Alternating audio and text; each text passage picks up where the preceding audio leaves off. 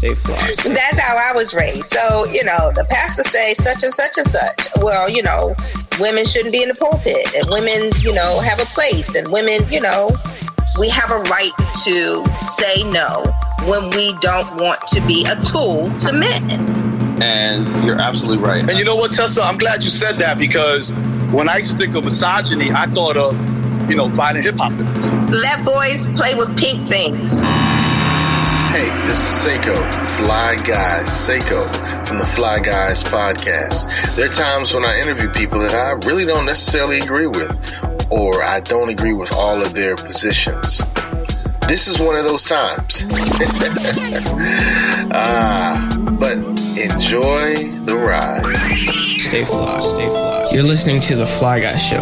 They do everything on the fly and in such a fly manner. Stay flossed, stay flossed. Let boys play with pink things. The views expressed on the Fly Guy podcast by the guests of the Fly Guy podcast are only the views of the guests, unless we say we agree, unless explicitly stated.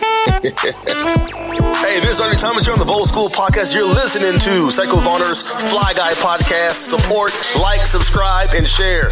He's saying some good things. Share it. Don't keep it to yourself. All right, great. Well, we're going to start off by discussing something that the curator decided that she wanted to bring to the table, and that dealt with black feminism and teaching black males. And actually, that's an interesting space because Dan Trez Omi is already in that space. As you can see from this post from 2011, 7 questions to ask a black male feminist. Yo, that's you. That's back in the day, bro. Yeah. Olu is now 15. Yeah, Olu is now 15. He was 1 at that age. Okay. Yeah. So let's start with you, Curator. Why did you want to talk about this particular topic? I have a friend that I love dearly. We've been friends since high school, so that's a really long time ago. And sometimes he will post like really misogynistic things on his Facebook page, and I have to, check him and say, hey, what are you saying here? I think you need to rethink what you just posted, and it's put out there so willingly, so easily. One of the things that really gets under my skin, I hear men say things like, women nowadays don't know how to keep a man. Women don't cook now. I'm like, I'm going to work just like you are, so I think that we both might need to take a cooking class. I don't know. I mean, there's no requirement for my genitalia to be cooking. I'm just saying. Our hands are used to cook with, not my genitalia. Just saying. And so, what we ingrain in our males, in our boys, in our men, as far as women go, and how we should be treated, and what is an appropriate way to address a woman, this whole thing about, females, such and such and such. Like, I have an issue with it. And so I think the only way that we can address it is by addressing it. Okay. Now, what's interesting is the 3 of us all have sons. Mm-hmm. All right, so, Dan, black male feminist consciousness, I said that wrong, black feminist consciousness for black men and boys. I know you got a chance to read the article. I got a chance to read the article. How does the article apply to how you're raising your sons? Let me just say this. When you sent me that article, I was so happy. I'm currently working on a group, a workshop, a couple of workshops for young men, because at the program I work at, we have high rates of intimate partner violence, IPV. And a lot of them happen to be my mentees. So I was trying to work on a workshop that deals with IPV. And I was trying to find books, trying to research what kind of books should I use in this workshop. And then all the books that I found were too academic. They were either dissertations or they were written for journals, right? So I didn't, my students are between the ages of 16 to 24. So like a dummy, I wasn't thinking, because I love Dr. Bell Hooks. And she wrote a book called, The Will to Change Men, Masculinity, and Love. And I was like, oh, this is perfect. And the book, she details, how patriarchy is used to raise our boys. I'm glad I found that book, because I'm raising my sons to be feminists. They're going to be feminists. If you're going to be one of my mentees, you're going to be a feminist. That's hands down. It's just because we can't say Black liberation without liberating our women either. We just can't. It just doesn't work like that. Like, that doesn't make any sense, right? So that article was perfect, because it talks about how Vassar College is doing a summer camp to teach young Black boys feminism. And I was like, oh my God. And so instead of me focusing on IPV, I should be focusing on teaching those boys and young men feminism and how to actually love, like how to actually do the emotional work. Because a lot of times we raise our boys to say, we raise our children, my children, we tell our girls that emotions is their domain, right? And we raise our boys to say that logic is their domain. So we don't teach them how to do the emotional work. So they're not fully human beings. You know what I'm saying? Our boys are not full human beings because they don't know how to do the emotional work, because we tell them that they don't need to do the emotional work. And I think that is a bigger problem. Outside of what we see as gender roles, quote unquote gender roles, that to me is the bigger problem, because we're removing our boys from their humanity. So, if I understand you correctly, what you just described is feminism? No, I didn't describe it. Yes and no, right? All right, because if you're saying that, okay. Because I haven't defined feminism. You didn't ask me. That's not the question you asked. All right, let's do that. We need an operational definition. Yeah, so, excuse me? We need an operational definition. Okay. So, what's feminism? Do you want to take that, Tessa, or do you want me to? Go ahead. I'm fine. I'm going to give you the dictionary, but go ahead. She's giving you permission. Again, my feminism has been informed by Black women. So I just want to be clear about that. I want to be crystal clear about that. My feminism is intersectionality. If it's not intersectionality, I don't want it. So I don't listen to white feminists. I do not. But according to Dr. Bell Hooks in her book, Feminism is for Everybody, she says you're a feminist if, number one, you are against misogyny and the abuse of women, right? Number two, if you feel that women should get full agency over their bodies, right? Number three, you want full equal pay and equal rights for women. They're the same thing that men get, right? If you fall into those three categories, you're a feminist, right? That being said, when I apply feminism to my child rearing, right, I want my boys to do the emotional work so they can be full human beings. And then also the number four is to recognize women, particularly Black women, as full human beings, just like we recognize Black men as full human beings. And I actually prefer the term womanist versus feminist, because I support, again, it comes from the being Black. It's the aspect of being a Black woman, not just feminism is white. Let boys play with pink things. And so I went to, I have a minor in women's studies. And so we talked a lot about feminism when I was there. This is a long time ago, 92. And I just, kept reading about, well, what about Bell Hooks and Alice Walker and all, so I fed on that to get my understanding of what womanism is. And so all of those things that he said, which I love that you went detailed that way, because I was not going to approach it that way. But I appreciate that. And so, yes, I think that we need to support women being fully human. And the part about being in control of our own bodies fully is, all about agency. That's a whole nother conversation that we need to have. I agree.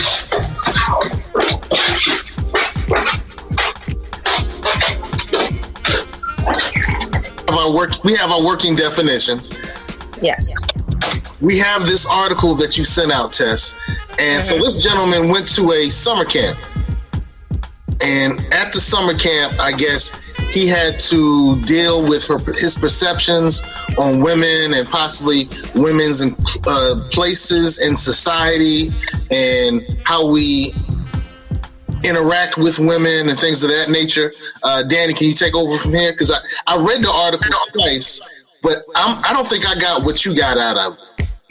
Well, the reason, and don't get me wrong, when I'm throwing things in there that weren't in the article. The article was just saying this is a good idea. This is why it's a good idea to teach black boys and young black men feminism. That's what the article was saying, and how Vassar College had that summer program. And what I'm saying is I glean from that because I'm kind of working on something of that nature. But there's going to be a series of workshops with my students. So, and you know, pertaining to intimate partner violence or IPV. So that's why when I saw the article, I was kind of excited because we do need more things like that. We really do. If we're going to discuss, again, like I said earlier, if we're going to discuss black liberation, we do need to discuss that. We do need to really talk about, whether we say feminism or womanism, that needs to be part of the discussion. It really does. And, the curator and I had this conversation via text message. And I said that Danny was a black male feminist. I, mentioned I thought Queenie was more leaning towards womanism. And I've used the term ma'atism, which really isn't a popular term. I created it myself. I like the balance concept, where everything should be addressed with balance. Everyone has the same equal opportunity, equal equality. There should be no violence against anybody. And I do think that we're in a situation now where we have to address the damaged situation that we've allowed our women to be in. We have allowed a lot of damaging and degrading and demeaning things happen to women in America and in the world, and we need to address it. So I don't dislike any of the terms. I don't dislike any of the terms, and I'm glad to know that we're all working towards making sure that everyone has a safer experience in the world, and everyone has a safer opportunity to grow into their possibilities. I don't know if I grew up thinking that Dr. King, Malcolm X, and Robeson were the only people involved in the struggle for the improvement of people of African descent. I just didn't have that experience. Mary McLeod Bethune, they talked about, Harriet Tubman, Alice Walker. All of these people were part of my experience in waking up in the consciousness and working towards liberation. So I'm wondering if others didn't have that experience. I may have had a very different experience. So when I read this, I'm thinking to myself, that seems common knowledge to me. No, I don't think so. I think that it definitely is. You start off with saying that in consciousness, right? Yep. And so a lot of us were not raised in consciousness. If you were not raised, I was raised in Portsmouth, Virginia, at a Baptist church, and the pastor say, shout out to P-Town. Okay. That's how I was raised. So, the pastor say such and such and such. Well, women shouldn't be in the pulpit, and women, have a place, and women, So no, I wasn't raised in that consciousness. And you know what? I want to piggyback off of that. Not only that, when we talk about the Black freedom rights struggle, women are rarely mentioned, right? Like you had that opportunity, Sekou, but when I turn on the TV and they talk about the civil rights movement, when we pour libations, when I go to an event and we pour libations, I only hear them talk about men. They might throw out Harriet Tubman. You know what I'm saying? They might throw out Fannie Lou Hamer, but when I hear the names being said, it's usually men. Heck, when I go to an event, I'm thankful that I have elders. I have women elders that do libations, but most of the time we say, no, only men pour libations. You know what I'm saying? So how we talk to our children about liberation, we'll say Malcolm X and Martin Luther King, right? We will never mention I see it happen everywhere in our spaces, in other spaces. I see it consistently. Like even when we talk about the civil rights movement, we don't mention any other women. And I had to, thankfully I had elders, that were like, hey, you need to know about this person, you need to know about this person, but most of us don't. And from what I see, too many of us are comfortable with that. Right. Too many of us are comfortable with that. Look, women make up, when you go to the church, you can go to any church. You go to any church, you go to white church, you go to black church, you go to any church. Women make up most of the congregation. Right. You know what I mean? But the leadership is predominantly men. You know, and that's problematic. You know, that's problematic to me. The leadership should reflect the population. And, you know, so across the board, I see situations where, look, I'm going to give you a good example. All right. The Black Lives Matter was started by 3 black women. Queer. 3 black, thank you, queer, 3 black women, right? I've talked about this before on the show, 3 black women, right? But you don't see the mainstream media, no one ever mentions that. And you know what? I'm going to go so far to say is the reason why a lot of us turn our backs on the Black Lives Matter is because they're black queer women. I think that's why a lot of us do that. So there's a lot of erasure when it comes to our women. And that's part of misogyny. That's violence, because erasure is violence, you know. So that's what I wanted to talk about. I wanted to talk about how does it show up? Because when we say the word misogyny, right, we think of, well, do we hate women?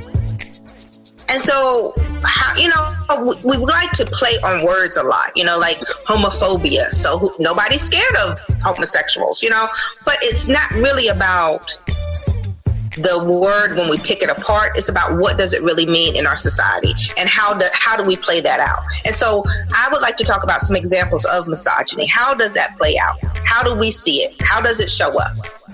And you know what, Tessa? I'm glad you said that, because when I used to think of misogyny, I thought of, you know, fighting hip-hop lyrics, right? I thought of women being demeaned in hip-hop music, but it's much more than that. Misogyny is much more. Like I thought for me to be a misogynist, because I'm a recovering misogynist, right? For me to be a misogynist, I have to actually tell a woman, ooh, I hate you, I'm going to put my hands on you.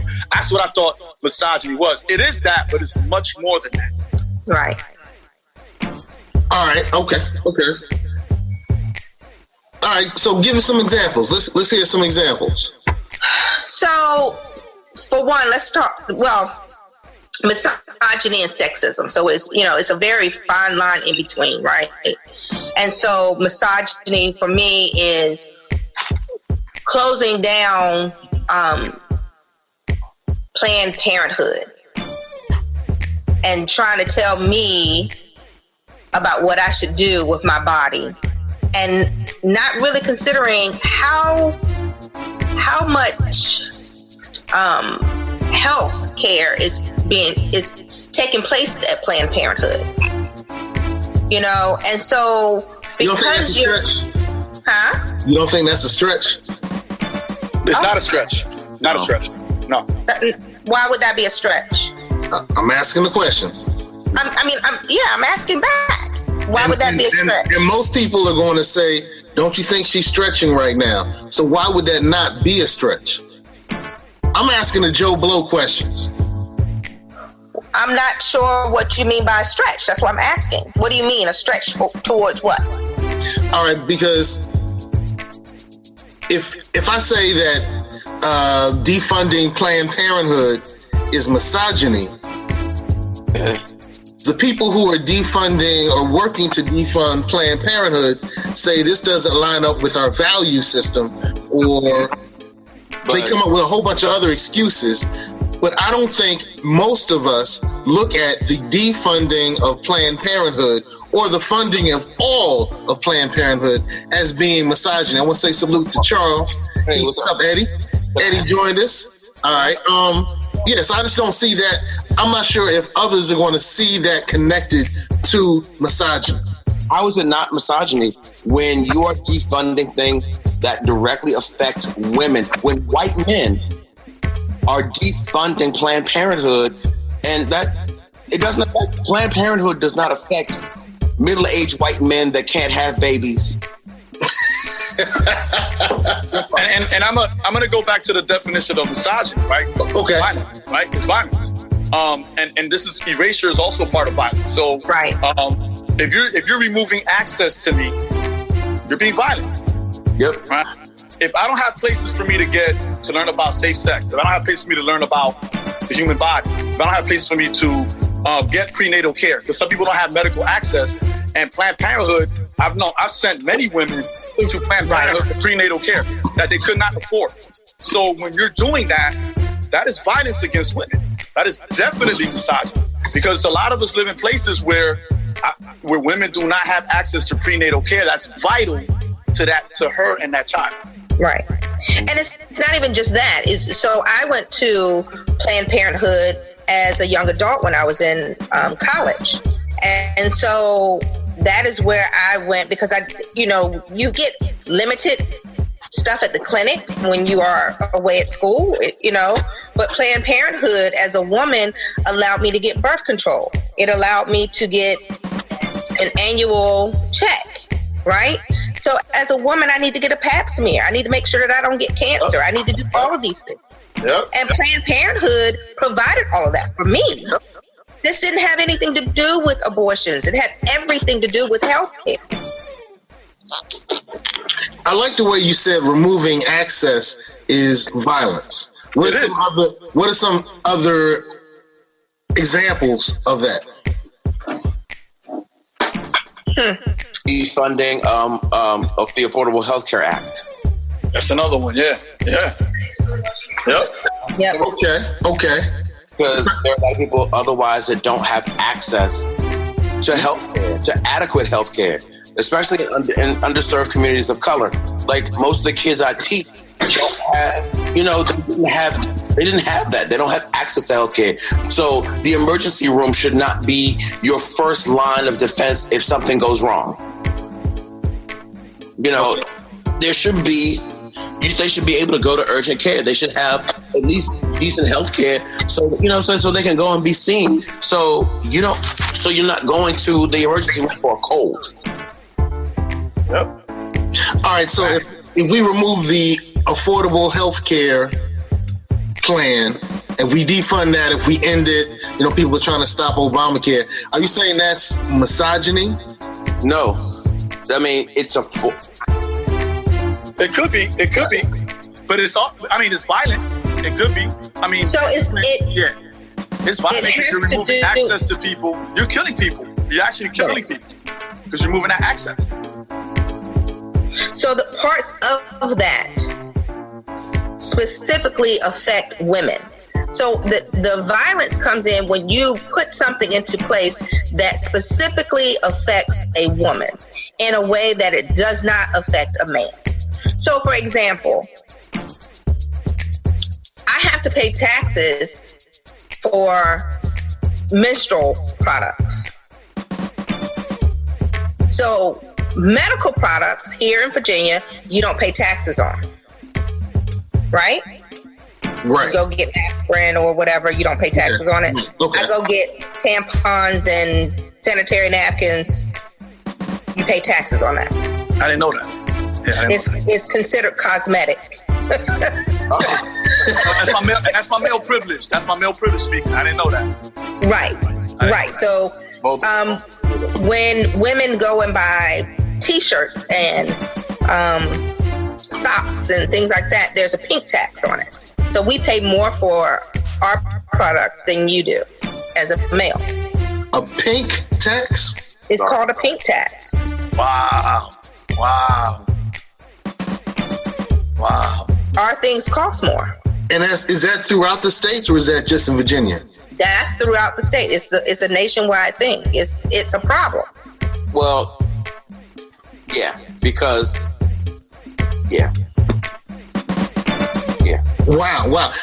Eddie, earlier we were talking about, feminists. Danny describes himself as a black male feminist. Tessa calls herself a womanist. Do you fall with any of those?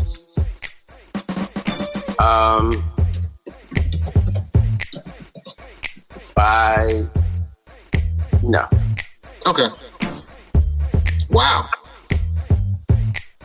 The pink tax is a phenomenon often attributed as a form of gender-based discrimination, the name stemming from the observation that many of the affected products are pink. Interesting. I've never heard of that before. I guess that is my male privilege. Yep. Shame on me. Into that one, I didn't know. Yeah, I learned that today. I learned that. I was not today years old when I learned that. Wow. All right, score one for Queen. Well, Tessa, there were some other things involved with teaching Black males feminism that you thought was pretty important. What were some of those other things? Well, what I'm really thinking about is I am very interested in teaching people that we have agency over our own bodies. And I think as a society, and very specifically our Black community, I think that we teach that men have agency over their own bodies, and they also have agency over a woman's body as well. And so when it comes to pleasure, we address boys and girls differently. And I'm being very careful about saying boys and girls because I'm working on my gender binary language. So I'm struggling with that only because that's where I am right now. I'm learning. But when we talk about boys and girls and what's appropriate at what age as far as self-pleasure goes and how we address that. And so I can only say, like, when my son was around 10, lots of people would ask me, how's your water bill? And it was just normal. Like, people that I never thought would even come up with that. And I didn't know what they were talking about at first. And I was a single mom. And so then I figured out, they're talking about my son masturbating. Okay, all right. And so it was like, you didn't know where you were going there. I didn't know. And so then, I'm not talking about you, I'm talking about Sekou. Sekou should know about that. Oh, my water bill went. But that's not how we address girls. No one asked me about my niece. No one said, well, have you caught her doing whatever? No one. And so the way that we address men self-pleasuring versus women self-pleasuring, to me, has to do with everything about agency over our bodies. And who is responsible for the pleasure of my body? So that's how women end up being tools for men's pleasure. Wow, Eddie, you've raised 2 sons and a daughter. Are you muted? What's happening? I don't know. Wait. No, okay. Yeah, you're good. You've raised 2 sons and a daughter. Did people ask you about your sons and not about your daughter the same way that the curator just described? No, I think because I'm a man. Yeah. They wouldn't ask me about my sons. They wouldn't ask me. So they asked me retarded questions about my daughter. Mm-hmm. They're like, so how do you explain? Well, girl, I asked my auntie to explain that to her because I'll explain it to her, but there's some things that I know that she's not comfortable until so she became self-aware. Like, you know what? I'm gonna farm that out to a woman. Okay. Because you know what? I'm not stupid. Now I might say some stupid stuff. But did they were these questions about her cycle, or were they specifically about self-pleasure? Nobody asked me. I don't think anybody was dumb enough to ask me about self-pleasure because I'd have looked at them real crazy. But lots of people thought it was simply okay to ask me about my son's self-pleasure. Right. It's normal. It's normalized. Because we think that seriously with boys, you automatically think once they discover that it works for something else other than to urinate, yeah, they're in it. But why do we think that women aren't the same way? Because you know what, Tessa, if I could jump in, I noticed that a lot of single moms, we like to give them unsolicited advice because we feel, I'm not saying this is true because I don't believe this. I was raised by a single mom. She raised me how to be a man. She did her thing. But a lot of us feel like single moms aren't doing a good job, right? So they'll come to you with that, and they'll assume that since me and my wife are married, they won't come to us with that. So there's a lot of privileges. There's a lot of levels of privilege there. And they're still not saying anything about the women, though, the girls. They're just still asking about the boys. Across the board, but I'm going to go with what Eddie was saying. They would never ask me that, and it's because I'm a guy. They would never bring up the thing about women, with my daughter, because I have one daughter. They will never, because I don't know, they just wouldn't do it because I'm a man. And they feel like since I'm, married, happily married, we got it all figured out. And honestly, I think it would be real simple to be like, you know what? I think a lot of girls do need to understand because I've told some grown women, honest to God, I've told some grown women about self-pleasure, like, yo, you know what you need to do right now? You're bound up. I said, index finger, thumb, do like this. Find it and do like this until something happens. You'll be better tomorrow. You know what, Eddie? Eddie, I wish you were there when I told when I showed my 55-year-old classmate where she can find dildos on Amazon. Blew her fucking mind. I wish you were there for that. I'm just saying that the way that we address it's taking a weird turn. Self-pleasure is we went from misogyny to masturbating. Because that's misogyny. That's misogyny. We don't have agency over our own bodies. And that's what Tess, I was trying to be funny, but you're right. She is 55 years old, and she didn't know about that. And that's because she was raised not to have agency over her body. You're exactly right. And I know I was being funny, but that's to me, that just shows how damaging that is. Because she was never allowed to explore her body. She was never taught that she had agency over her body. Because we give pleasure, the responsibility of pleasure is to men. Yep. That's interesting. Now, I know that it would be a real uncomfortable conversation if anyone asked me about my daughter and self-pleasure. That would probably be a real uncomfortable conversation. I don't know if it would be as uncomfortable with my wife. But would it be uncomfortable for you to talk about your son?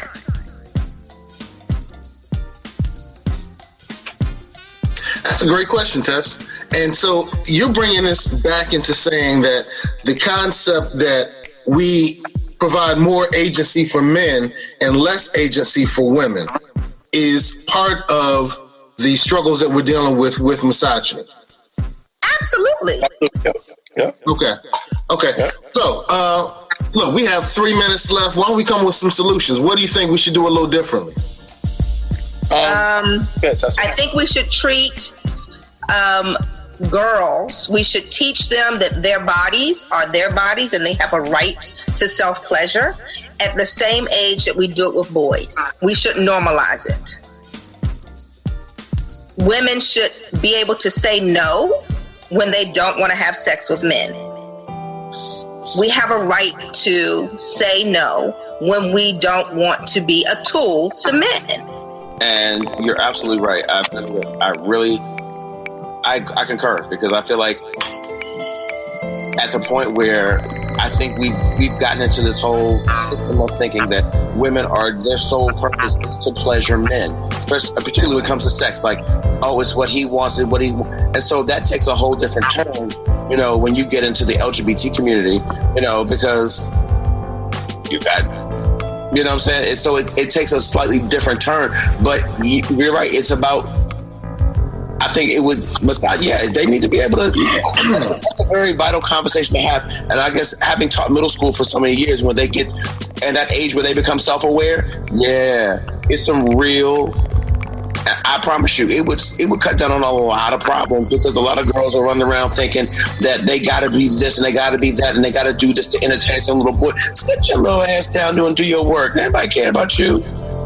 I was like, and they busy worried about messing with some little boy when pubic hair has just become optional. You'll get that on. Cut that. This dude, Dan Trez Omi, the black male feminist. Last word. Just when we talk about misogyny, we should take it further than just being physical violence. We need to talk about the different levels of misogyny. And yes, we should teach boys, particularly black boys, about feminism. You definitely should. Okay. In a minute left, how can we teach our young boys about feminism? A great book. Once again, I'm going to always refer to Dr. Bell Hooks. Feminism is for everybody. It's a short book, probably about, I think it's about 875 pages. You can read that book. It's like a nice primer into feminism. Okay. Eddie, how can we teach our young men about feminism? Start early and teach them how to be respectful. It all starts with respect. Respecting yourself and respecting women. Yes. All right. And the curator gets the last word. I don't know if that's being sexist or not. Let boys play with pink things. Okay. I like that.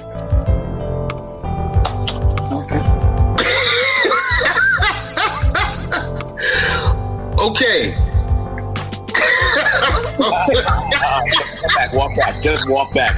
Because that's you. I see you going. Come back. I know some pink things I like to. Okay. I've known Sekou for a long time, and he ain't never changed. Not at all. Hey, thank you guys for being on the Fly Guys podcast. I think we're going to be able to change some minds and change the direction of our community with these crazy conversations that we're having. So I want to thank the curator, Queen Tessa. I want to thank the black male feminist, Dan Trez Omi, and my brother, my blood brother, Brother Eddie. Stay fly. The views expressed on the Fly Guy podcast by the guests of the Fly Guy podcast are only the views of the guests, unless we say we agree. Unless explicitly stated. Stay fly. Stay fly. Stay fly. Stay fly. Stay fly. Stay fly. Stay fly.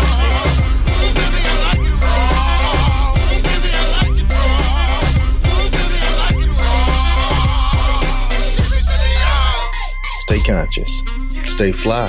Ready. That's right. He ready.